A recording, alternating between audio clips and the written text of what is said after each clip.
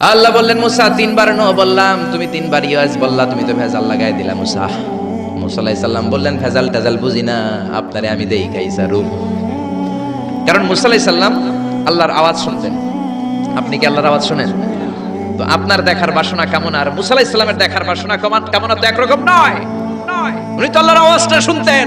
ওয়া কাল্লামাল্লাহু মুসা তাকলিমা, without any media, without any via, আল্লাহ সরাসরি মুসার সাথে কথা বলতেন। জোরে করে আল্লাহু আকবার।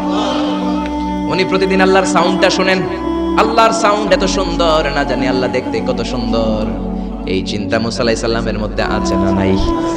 এজন্য মুসা আলাইহিস সালাম তিনবার বললেন ইয়েস ইয়েস ইয়েস, আল্লাহ আমি দেখেই ছাড়বো। আল্লাহ কয় নো নো নো। বেজার লাগছে না?